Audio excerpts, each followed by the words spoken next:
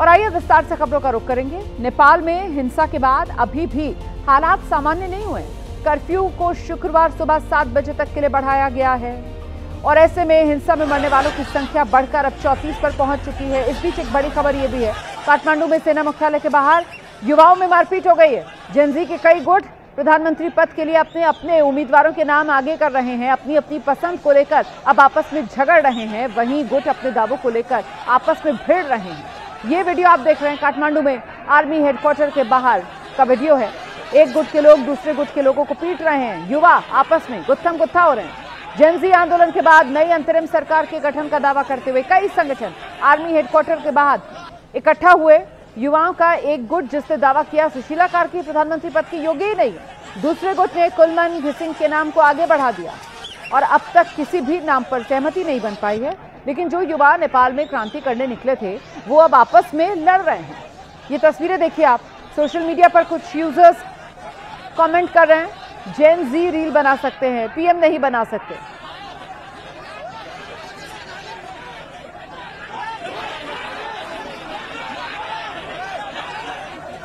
तो ये तस्वीरें आपके सामने है, देखिए किस तरीके से वहां नेपाल में सेना के हेडक्वार्टर के सामने ये जेनजी के अलग अलग गुट आपस में ही भिड़ गए। क्रांति के लिए सड़क पर उतरे थे ये युवा, लेकिन अब कैसे अपनी पसंद का प्रधानमंत्री पहुंचे पद पर, उसी को लेकर एक दूसरे से भिड़ते हुए ये युवा नजर आ रहे हैं। एक दूसरे के साथ गुत्थम गुत्था होते हुए ये युवा नजर आ रहे हैं। जब तक तख्ता पलट करना था, जब तक केपी शर्मा ओली को सत्ता से हटाना था, तब तक ये युवा एक साथ थे, एकजुट थे। लेकिन अब जब वक्त आया है अंतरिम सरकार के नए मुखिया के नाम पर मुहर लगाने का, तब इनमें आपस में ही गुत्थम गुत्था शुरू हो गई है। आपस में ही एक दूसरे से भिड़ रहे हैं।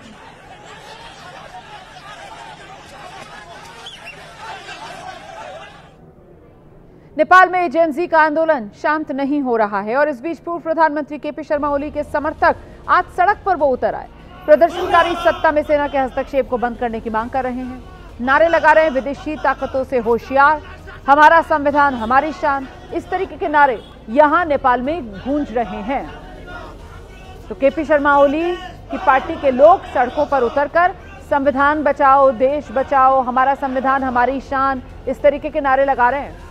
सेना पर निशाना साध रहे हैं केपी शर्मा ओली के समर्थक और कह रहे हैं कि सब कुछ सेना के इशारे पर हो रहा है। सत्ता में सेना का हस्तक्षेप है, उसी को बंद करने के लिए सड़क पर उतरे ये राजनीतिक कार्यकर्ता।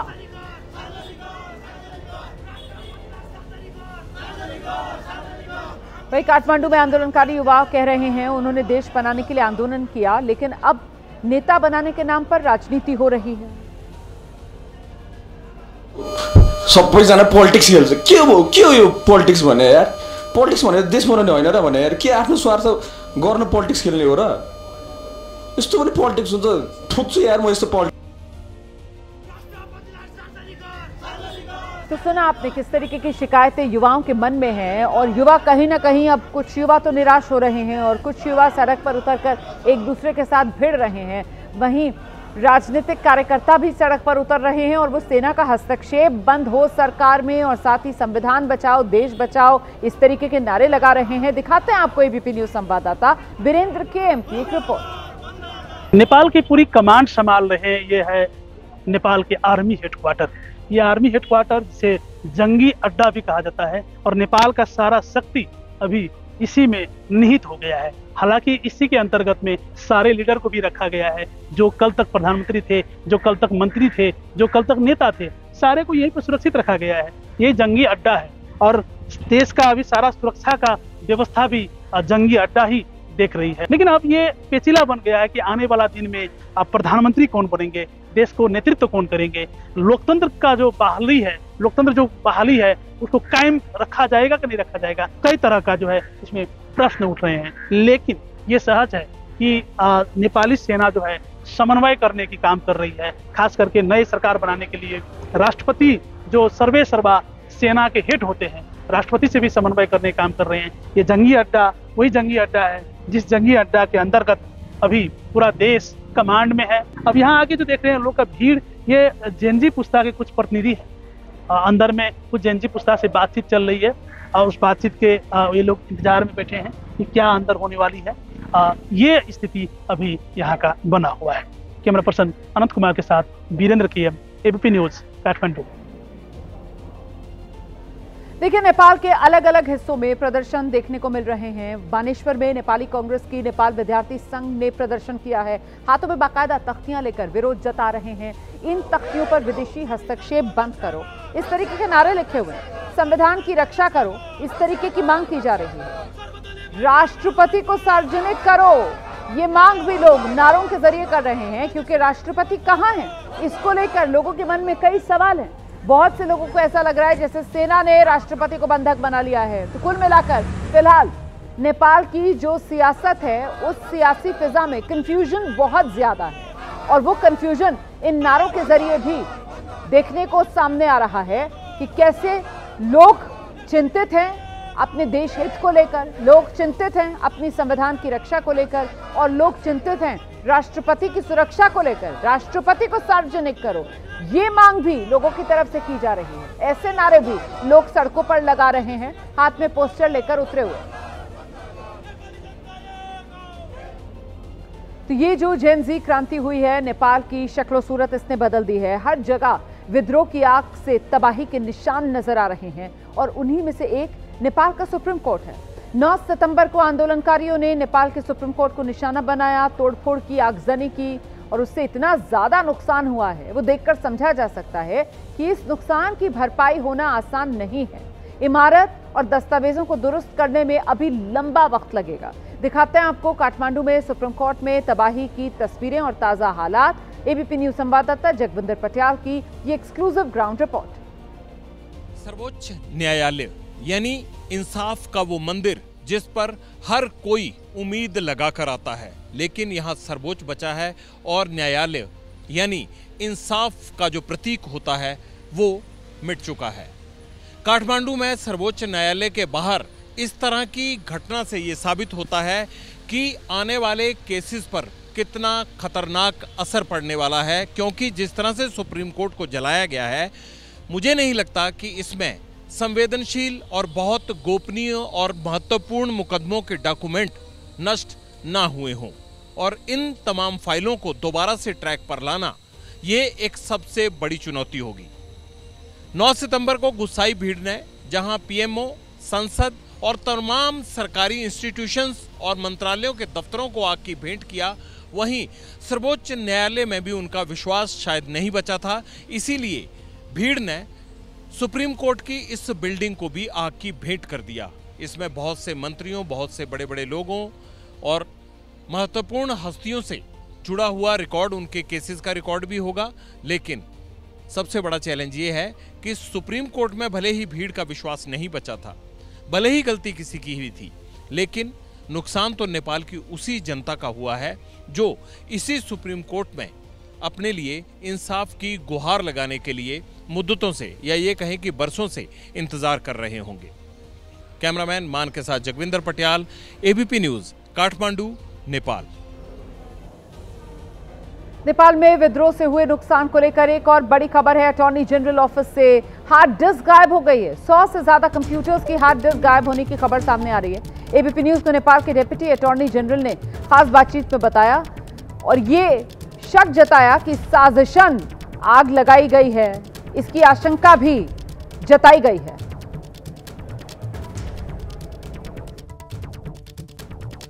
डेप्यूटी अटॉर्नी जनरल संजीव हमारे साथ हैं। संजीव जी, ये कब तक हुआ, ये काम क्लियर कर दिया जाएगा, और क्या नुकसान यहाँ पर हुआ था? नुकसानी अभी हम सब सर्वे कर चुके हैं। हमारे जितने स्टोरीज है 6 तला है, उसमें से ग्राउंड फ्लोर का ज़्यादा नुकसान हुआ है। कंप्यूटर है, जो डेस्कटॉप है, वो सब ले गए हैं, वो लोग सब नष्ट कर दिए हैं।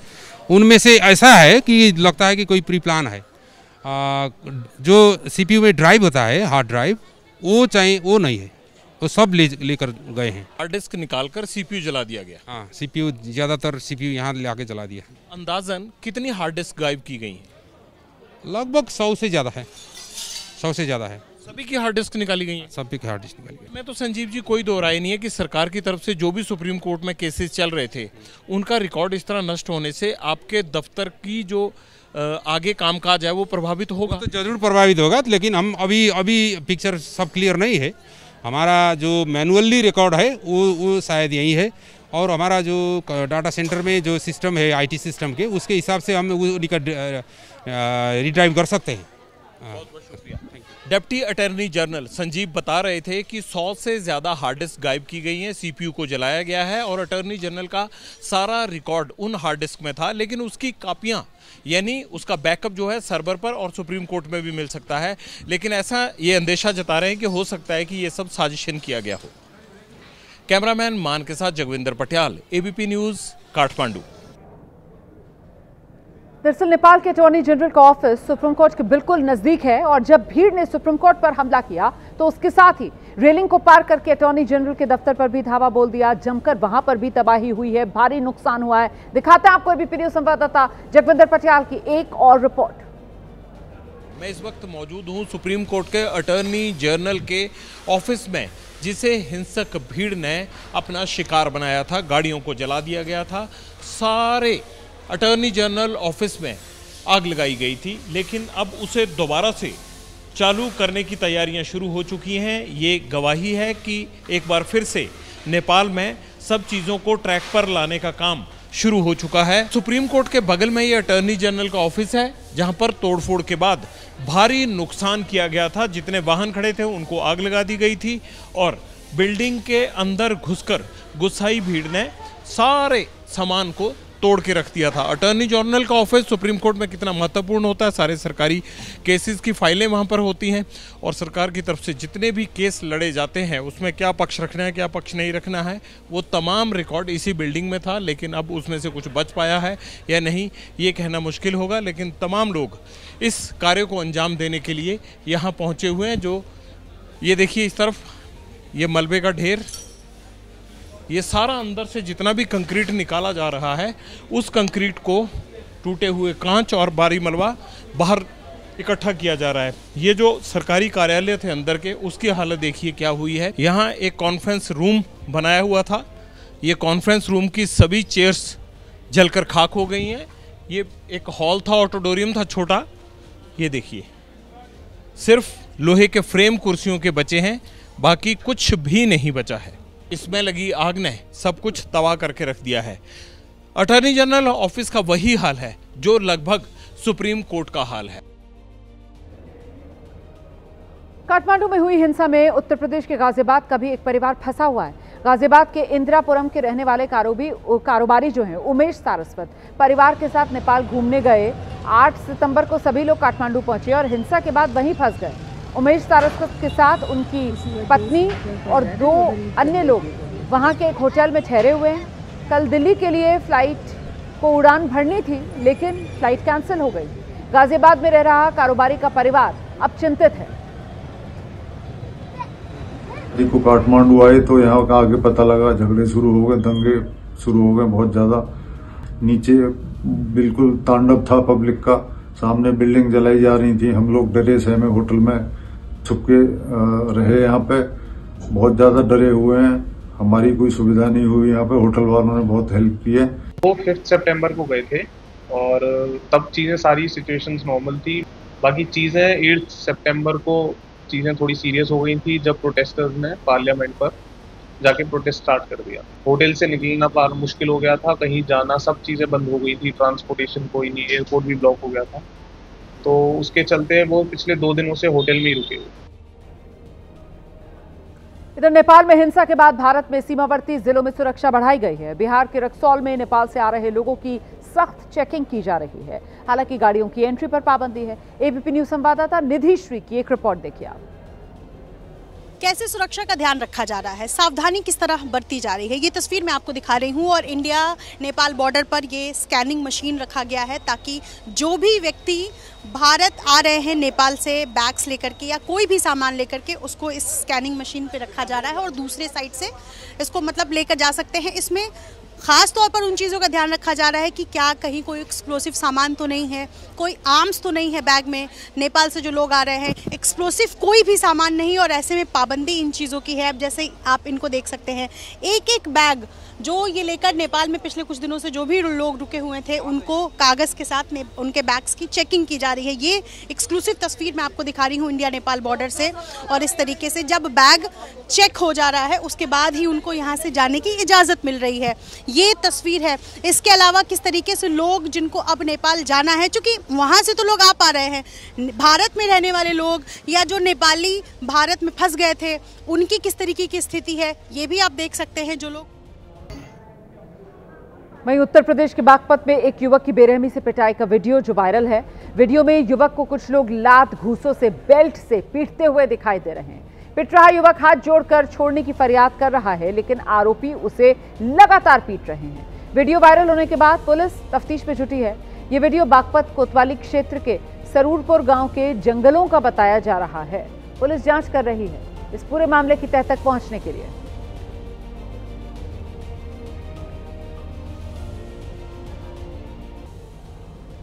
लालू प्रसाद यादव के बड़े बेटे तेज प्रताप यादव ने अपने छोटे भाई तेजस्वी यादव के खिलाफ खुलकर मोर्चा खोल दिया है। तेज प्रताप यादव अचानक अपने छोटे भाई के विधानसभा क्षेत्र राघोपुर पहुंचे।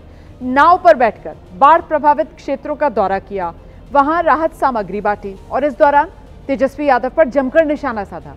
तेज प्रताप यादव ने कहा है तेजस्वी तो फेल हैं, उन्हें यहाँ के लोगों का दुख दर्द समझना चाहिए। तेज प्रताप ने यहाँ तक कहा कि तेजस्वी तो सिर्फ नाच गा सकते हैं।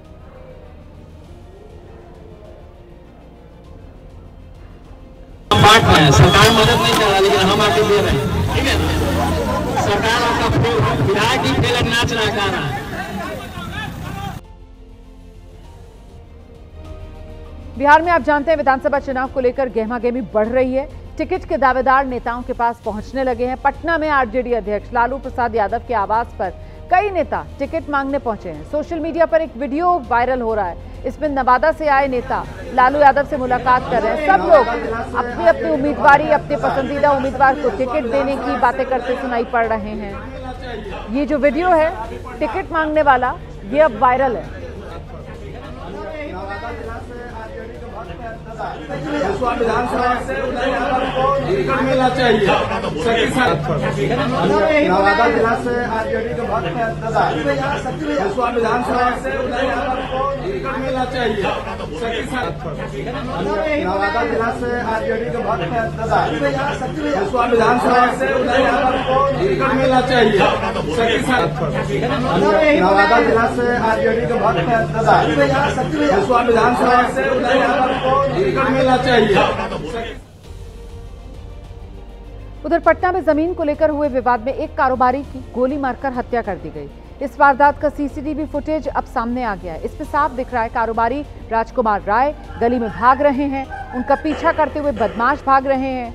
एक और फुटेज है जो सामने है, इस पे दो शूटर गली से निकलकर भाग रहे हैं। इस दौरान दोनों ने टोपी लगा रखी है, चेहरे पर रुमाल बंधा हुआ है। बीती रात कारोबारी राजकुमार राय को बदमाशों ने सड़क पर दौड़ा कर गोली मारी। पुलिस इस वारदात के बाद से ही शूटर्स की तलाश में है। राजकुमार पूर्व में आरजेडी के नेता रह चुके हैं। इस बार वो राघोपुर से निर्दलीय चुनाव लड़ने की तैयारी कर रहे हैं और उससे पहले ही उनकी ये हत्या, जिसके बाद सियासी तौर पर भी माहौल गर्मा गया है।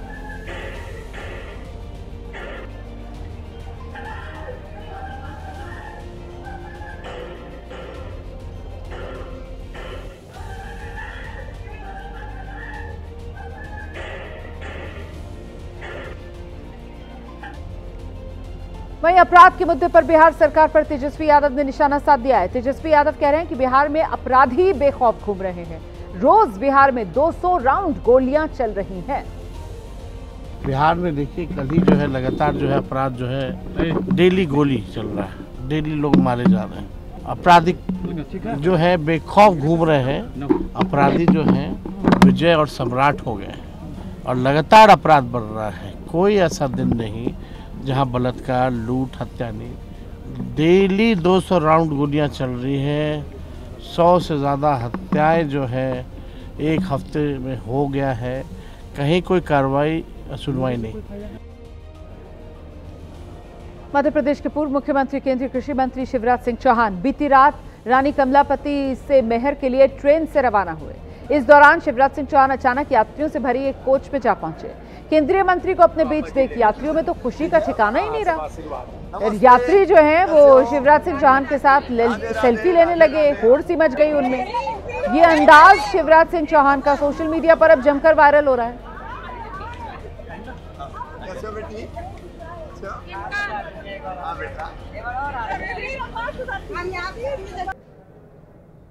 जालंधर के मॉडल टाउन इलाके में एक महिला ट्रैफिक कांस्टेबल को कार ने टक्कर मार दी। इसका सीसीटीवी फुटेज सामने आया है। ट्रैफिक कांस्टेबल ने पहले एक स्कूटी सवार को वाहन चेकिंग के लिए रोकने की कोशिश की।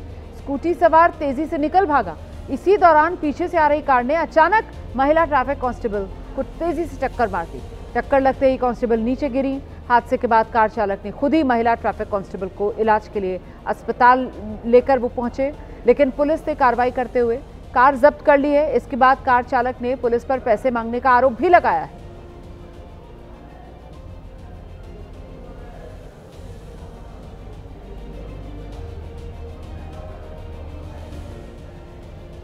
झांसी से एक दिल झकझोर देने वाली घटना सामने आई। यहां थार चालक ने सड़क पर बैठे मासूम बछड़े को बेरहमी से कुचल डाला। हादसे में बछड़े की मौत हो गई है। आरोपी चालक मौके से फरार हो गया। ये घटना पास में लगे सीसीटीवी में कैद हुई है। वीडियो में साफ नजर आ रहा है गली में कई गायें बछड़े बैठे हुए हैं। तभी थार ड्राइवर गाड़ी चलाते हुए धीरे धीरे आता है। पहले तो वो कुछ पल के लिए रुकता है, लेकिन बाद में गाड़ी आगे बढ़ा देता है। कार के नीचे आने से बछड़े की दर्दनाक मौत हो गई। घटना के बाद स्थानीय लोग गुस्से में हैं। आरोपी चालक की गिरफ्तारी की मांग कर रहे हैं। फिलहाल पुलिस अब थार और उसके मालिक की पहचान में जुट गई है, तलाश में जुट गई है।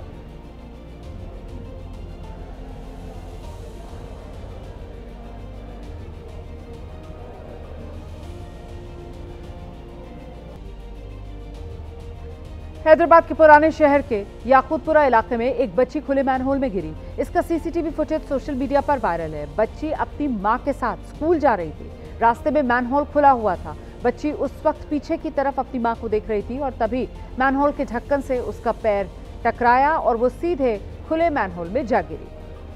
बच्ची को गिरता देख मां तेजी से दौड़ी, उसका हाथ पकड़ा और बच्ची को बाहर निकाल लिया। स्थानीय लोगों ने भी मदद की।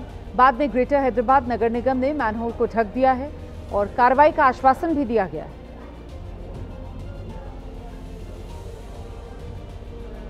तो ये तस्वीरें हैं, देखिए किस तरीके से अचानक बच्ची गिरी। वो तो फौरन ही मां ने बच्ची का हाथ पकड़ा और बच्ची को मैनहोल से बाहर खींच लिया। मैनहोल भी ज्यादा गहरा नहीं था, वरना तो बच्ची की जिंदगी पर भारी पड़ सकती थी ये वारदात।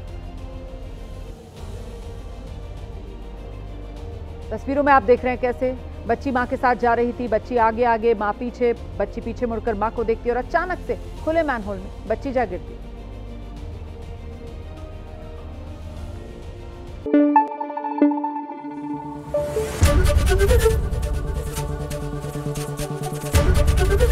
एबीपी न्यूज आपको रखे आगे।